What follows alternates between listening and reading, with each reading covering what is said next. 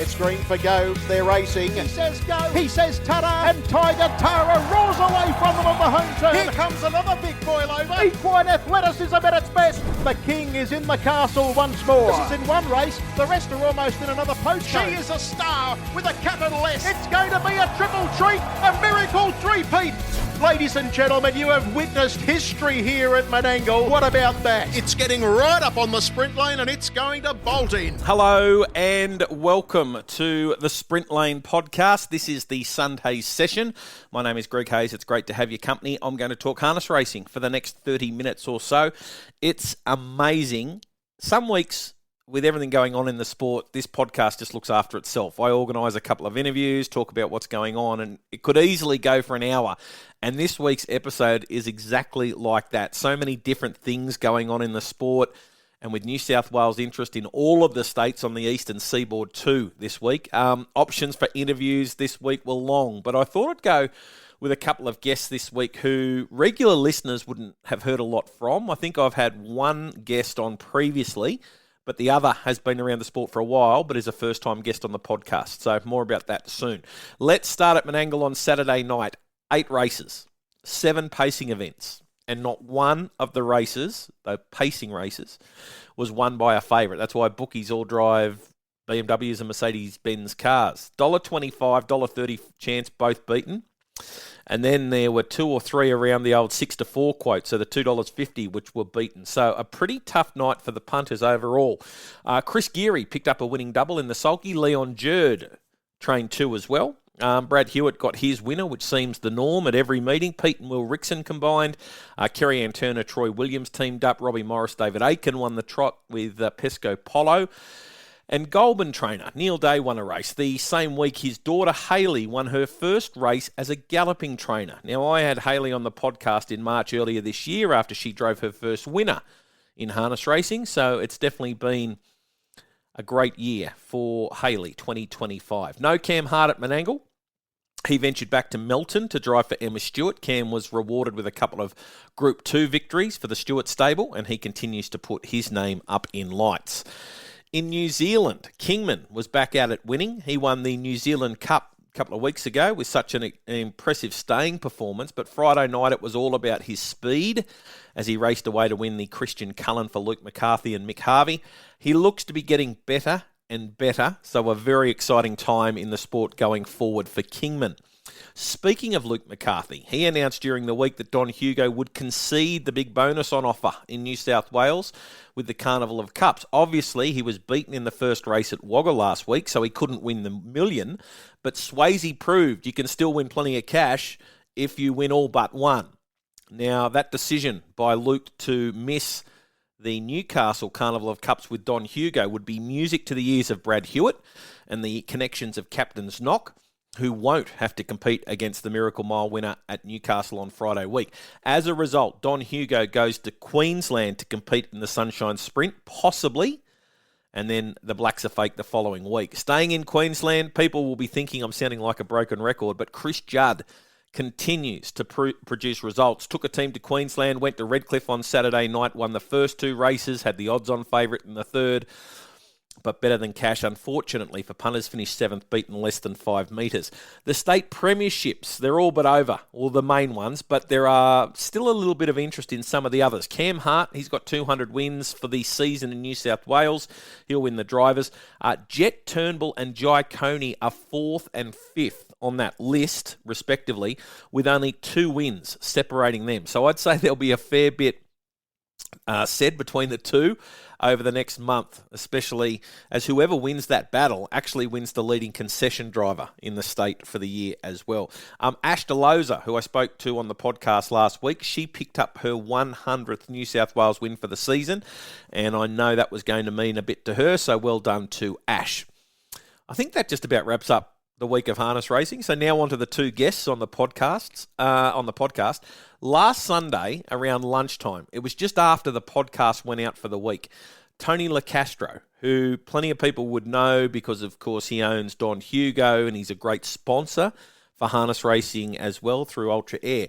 Now, Tony Licastro enjoyed a stunning win in the USA at the Meadowlands. He owned Gentleman's Club, a 2-year-old that won the Group 1 Governor's Cup, driven by Andy McCarthy and trained by Aaron Lambert. Now, remember when Luke went over to the US? Luke McCarthy went over to the US when he sent a team over to the States. Well, during that time, Tony sent Luke to the sales and told him to buy a nice colt and a well-bred filly. And Luke did that, and he added a few more horses as well. I won't say too much more because I'll let Tony tell the story when he joins me. Tony, of course, owns Don Hugo, so I'll ask him about Don Hugo and his upcoming Queensland trip as well. Luke McCarthy has arguably the best two paces in the state currently racing, Kingman and Don Hugo, both owned by men that have a number of horses and have been big supporters of Luke McCarthy. I wonder when we will see Kingman and Don Hugo clash. Tough decision coming up for Luke. And I might even ask Tony about that. Two big horses in the stable. Every owner thinks their horse is the best. Is Tony thinking about that as the owner of Don Hugo? There's plenty to talk to him about anyway. So Tony Licastro is going to join me. I also want to catch up with Rikki Cernovskis today. Now, Rikki is the daughter of leading Canberra horseman John O'Sullivan. Her sister, Christy, I've had on the podcast a couple of times as well. Most recently, I spoke to her about the injuries she suffered when she was hit in the face by a thrown shoe in a race at Wagga. Well, little sister Rikki enjoyed her biggest moment in the sport on Friday afternoon when her 3-year-old filly Donne Gal won the Queensland Trotters Oaks. She's based just outside of Yass in New South Wales. Rikki was there for the win. Her husband, Dean Cernovskis, drove the filly, so I thought it'd be timely to reach out and have a chat with her about the win and what the plans are for the future with the horse now that she's won an Oaks.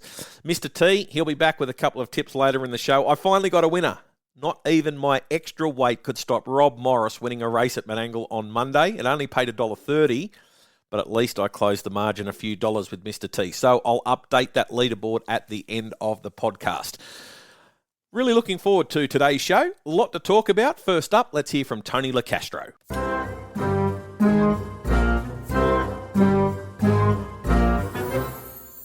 It's Gentleman's Club, and on the outside, Fragment pours it on. Gentleman's Club turns first, 122 for 3/4. Into the stretch, demanding pace here. Gentleman's Club trying to keep it going. You Brute was revved up in the pocket. Il Angle out, take a late shot now.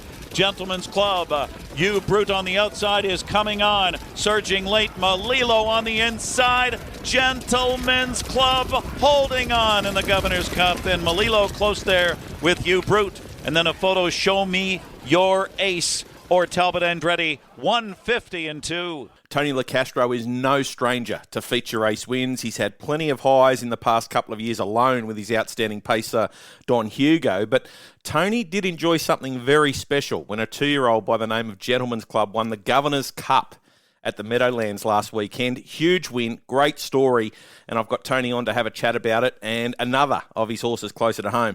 Thanks for joining me, mate. Congratulations. Yeah, thanks, Greg. Yeah, it's an amazing couple of weeks, to say the least. I know it's a week later, but I think you'd still be buzzing after a victory in such a prestigious race like that. Group 1, $334,000 US. You've had some pretty special wins in the sport of harness racing, and I think this one would be right up there. Yeah, the fact that it's overseas, Greg, and that's what Luke and I aimed to achieve, to come out with a plan and achieve that plan. And it's very surreal, and it's a different type of thrill that we've endured in the last week or so. So how did you come up with this plan that you wanted to go and basically dip your toe into the horses over there in the US? Oh, look, it's always been an ambition of mine to race a horse in America. The fact that we were, I was very, lucky to have a horse like Don Hugo to earn the prize money that he had. I thought that it would be a great opportunity to look at, if we could buy a yearling in America, which, that's what we've done. Albeit, I said to Luke, just let's get a couple, maybe a filly and a nice bred colt. And we come back with 5. So But in true Luke style, he said I couldn't leave the others either. They weren't very expensive. Obviously, Gentleman's Club was probably the most expensive in the draft that we sort of selected. So, did you go to the sale, or did you just send Luke there with the check? Like, how did that all work? Yeah, no. After the feature races here in Australia last year, Luke went over to America. As you know, he's got a few other horses with Aaron Lambert, Expensive Ego, Bondo Lockdown. I think there was a couple others, Mahomes, and a couple others there. So he said, look, I'm just going to go there, spend a few weeks there with the horses. He says, I might be going to the sale. I said, well, while you're there, just let me know if there's anything that attracts your eye. And that's how it all come about, Greg. Wow. And then you get Gentleman's Club. Look, he is impeccably bred, and he wouldn't have come cheap either. So you've obviously, you mentioned you won some money out of the Eureka, so you decided to reinvest. But he wouldn't have come cheap, Gentleman's Club.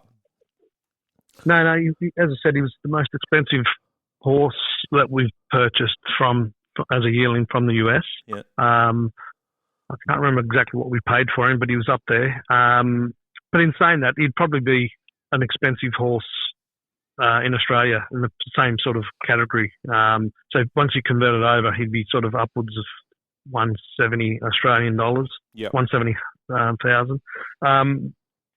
But he's proven to be a good choice, or a good pick rather. So when you go over and you think, well, I'm going to send Luke over and I'm going to buy some horses over there, you want to race over there, but at some stage is the plan to get them back to Australia at some stage during their career?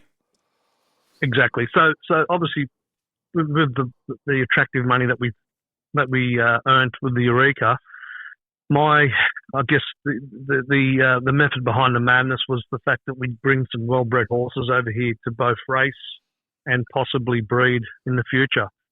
And the ultimate goal was to bring the horses back to Australia, which we are. We still have that intention. However, Gentleman's Club, there's some really big races that he can still possibly participate in as a 3-year-old.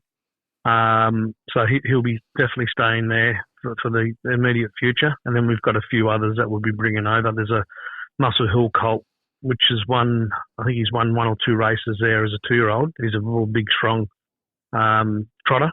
Yep. And then we've got, I think, Captain Treacherous filly, which she goes good. She's won also, I think, by memory. And there's Ringing the Captain, who's a Captain Treacherous also. He's won, I think, 2 or 3 out of a handful of starts, and he's a nice going. He's also a colt. He'll be coming to Australia. Well, that's exciting, and we can look forward to that when they do arrive. Were you able to watch the race live last week? Yeah, just through RTN. There's a website which you can watch them. It's a subscription, and I'm sure you're aware of that. Yeah. A lot of your listeners are too. But as I said before, going back to the actual race and the win, my wife Frances was sitting next to me while we were watching the race, and she said, "Babe, you're actually more excited about this race than what you were with Don Hugo's wins." And I said it was because, with Don Hugo, we sort of knew that he was a good horse, and he sort of, obviously with the Inter Dominion he qualified. So the aim was, and the mindset was that, we had a good chance of winning those races. But with this one here, I think he was 12 to 1, Greg, and there was a couple of good horses in the race, which, had already won, going 48 in America as a 2-year-old, which is hard to imagine. That, it just goes to show you that, you got to be in it to win it. Yeah, and it was watching the race, like he got he took the lead down the back straight, and then the short price favourite came up and had a go at him, and he held him off, and then on the turn, I thought, well, that favourite's now softened you up, and something might come down and swoop over the top. But to your horse's credit, he really fought hard in the straight and held them all off. Yeah, I spoke to Andy, and he said once he shrugged him off, the horse half swelled up around the turn, and he thought he had the race, won. And then when the other horses came, he gave another kick, which was, it's a good attribute to have as a racehorse, isn't it? Yeah. That he can do that. And it's, as I said, he's only had 10 starts now, I think, by memory. And to do that as a 2-year-old, that's a credit to the horse and credit to the trainer, Aaron Lambert, you know? Yeah, for sure and certain. I saw you at Wagga for the Carnival of Cups. You were there cheering on your pride and joy, Don Hugo. He's had the 2 runs back from a spell. He looks set for another pretty big campaign. Yeah, look, fingers crossed, Greg, he can continue with the good form, albeit, you know, the races that he's participated in have been,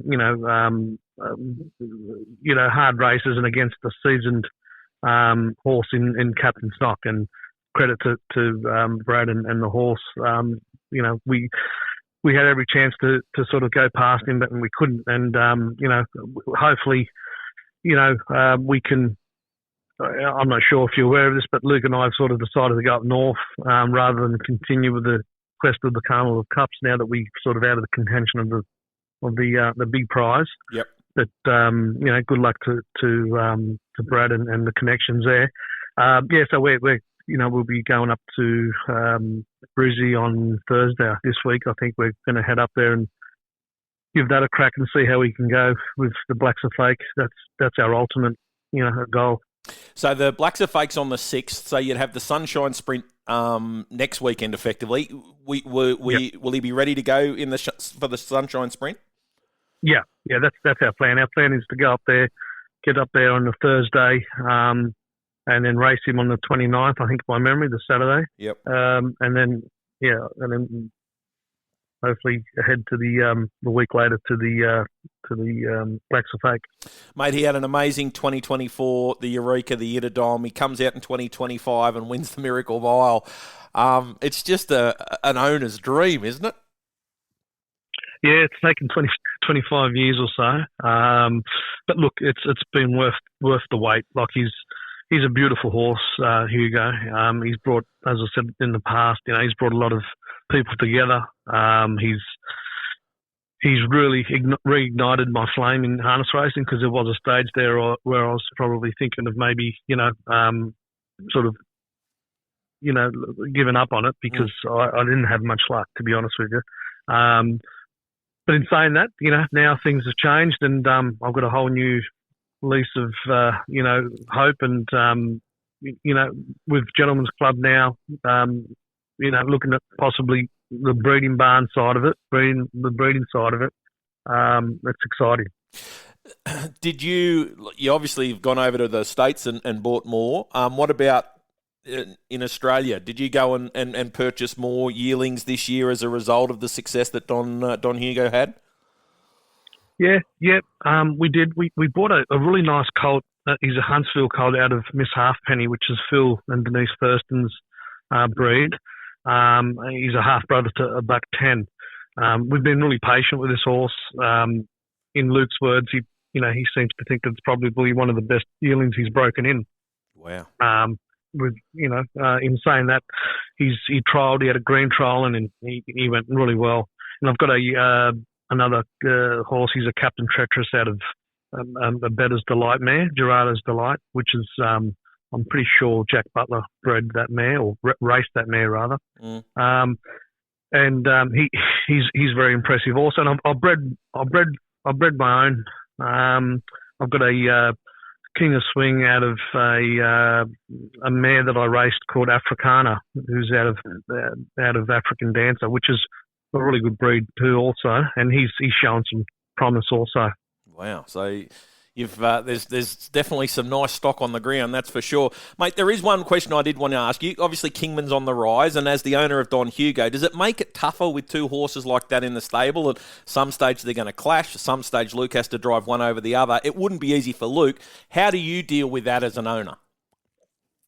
Oh, look, being honest with you, Greg, it's all still in the back of my mind, and I don't want to put pressure on Luke.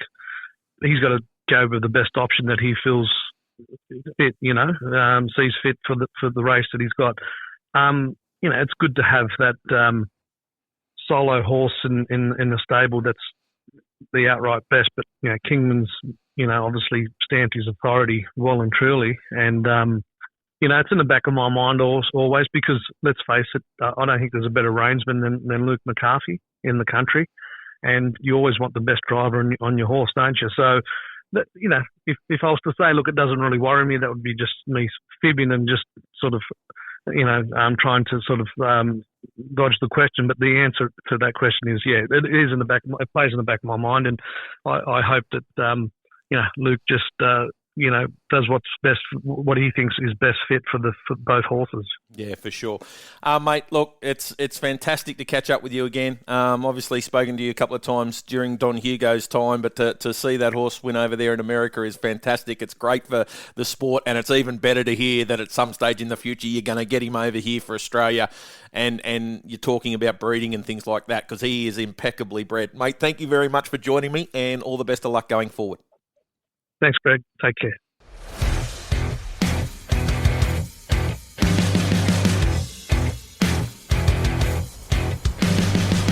Third split, 29 seconds, they're at the turn. Lay down Luna being joined by Donne Gal on the outside, and this pair break away. 8 metres back to our Peterbilt, then down South Daisy. Lay down Luna and Donne Gal on the outside, poking their head in front. It's Donne Gal starting to draw clear, and she's got the Queensland Trotters Oaks. Donne Gal too good, beating Lay down Luna. Our Peterbilt third, down South Daisy fourth. A trip to Queensland is nothing new for Rikki and Dean Cernovskis, and they have been, picked up a well-deserved Group 3 victory in the Queensland Trotters Oaks on Friday at Albion Park with Donne Gal. Donne Gal is a daughter of Majestic Sun and out of the Bettor's Delight mare Donegal Annie Mac, and is really starting to put it all together. Rikki Cernovskis is joining me to have a chat. Congratulations on the win, Rick. Yeah, thanks, Hazy. As I mentioned in the intro, the family isn't afraid to head north for a working holiday, but by the looks of it, this wasn't that. This was a targeted move, and you and Dean thought she deserved a crack at the Oaks. Yeah, it may have been a little bit ambitious going there off her last run at Menangle, but she's been working the house down and kind of going as good as she was when she had a little purple patch of form there a little while back, where she had a few good placings and then a win at Menangle. So we thought we had a look at the noms, and there wasn't a whole lot up there, so we thought we may as well go and have a crack. And going on her times compared to those fillies up there, we thought she was a good shot. Let's talk about that win on Friday. She looks like she's really learned what the racing game's all about. She got off the gate well. She travelled very safely and strongly throughout. Yeah. She always has been pretty safe, except for the odd little mishap, which were not always her fault. And she's bigger and stronger, and she looks super at the moment, and she's, like you said, she's kind of putting it all together just at the right time. Dean, when he made that move down the back straight, he got to the outside, she challenged the leader really quickly, and look, she looked like she was the winner on the turn. What were you thinking while you were watching it? I was pretty excited at that point. We were pretty pumped. We got Mum and Dad to come up too, so you better come up and be there for this one just in case. And we were probably a little bit vocal from about that point on. That's just the fourth starter you've had at group level, and that's the first time you've had a win at that level. That must have been a really proud moment for you when she crossed the line first. Oh, super exciting! Yeah, I didn't even watch probably the last 50. I'd turned around to head back towards Mum and Dad. We were that excited, and then I thought, geez, that was game doing that when he's on a trotter. You never know what they can do until they're past the post.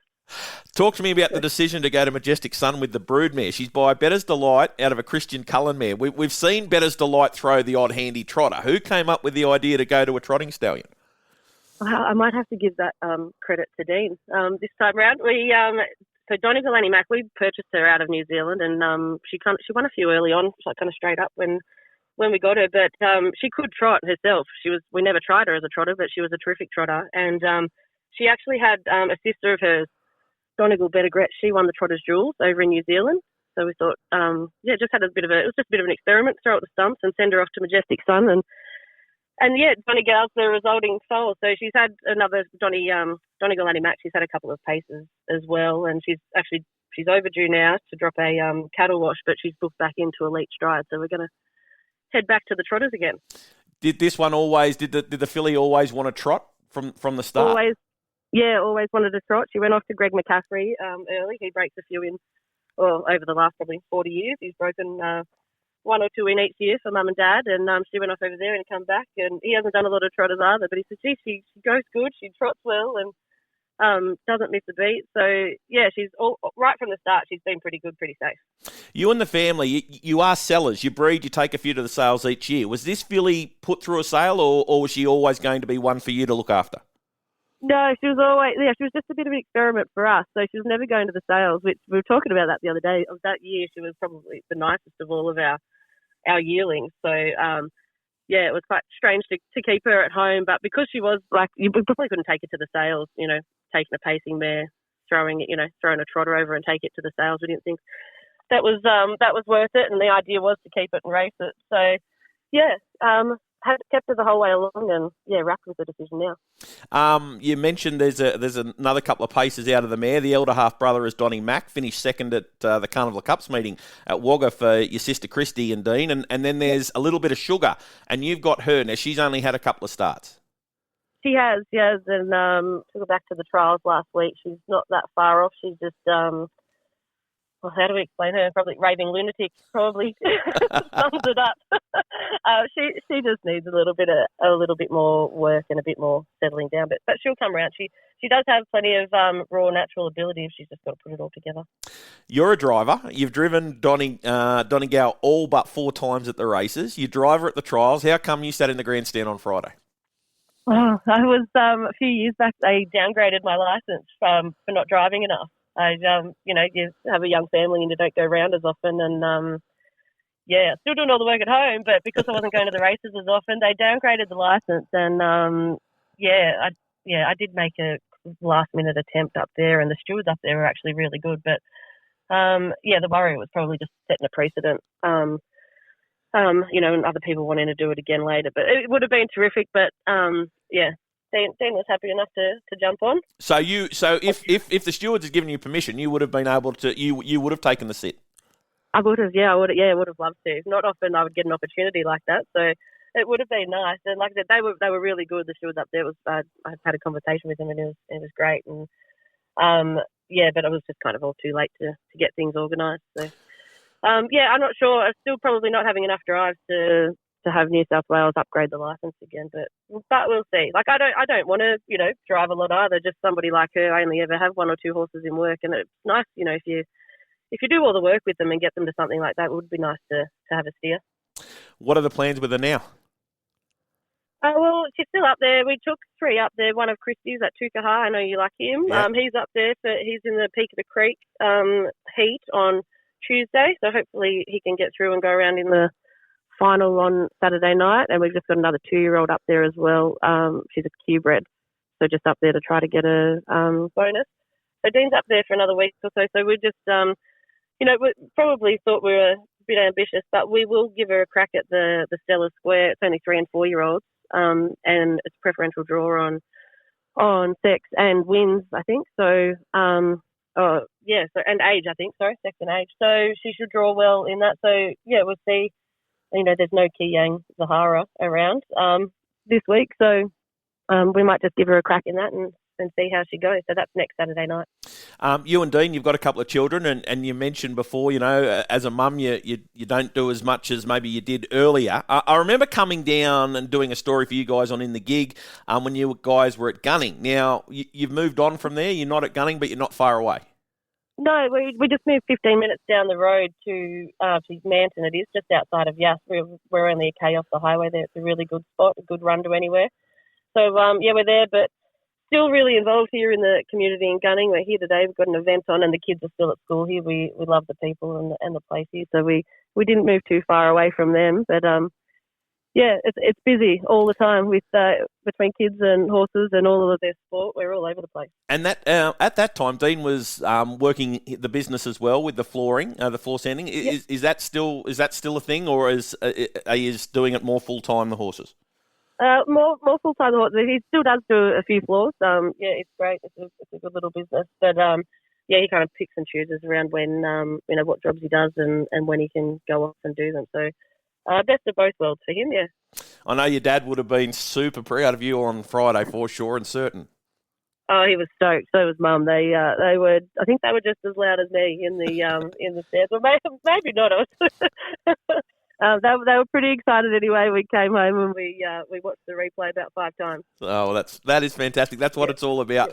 Hey, You'd still be watching it, I think. Congratulations. Great to see you win a big race like that, and good luck with her as she continues on up there in Queensland. That's great. Good on you, Hazy. Thanks for the chat. Winner, winner, chicken dinner. Winning. Hey, that's pretty good. Winner! That was legitness. To that I say, all right. Wow, winning. Bam! Just like that. That's all there is to it, Dustin. That's all there is to it. A winner. Just like that. And the winner is... Well, me, 4 tips, 2 from him, 2 from me. He's both lost. I got 1 from 2, but it only paid $1.30. So we both lost for the week, which is not great. That updated leaderboard for everyone listening. I know how much you love it. Mr. T is negative $79. I'm negative $94. We've only got this week and next week, and then we're done for spring. And then we can concentrate on summer, and we'll reset the tallies back to 0, and we'll update the scoreboard as well. Sunset Hill was my winner, so I got $1.30. At least one of those 4 won. That's the good thing. I need to make up $15 in 2 weeks. Let's see if I can do that. Mr. T's got 2 at Bathurst on Wednesday. Race 1, number 9, Something for Lexi. This is the one that knocked off his other tip, El Franco D, last week when...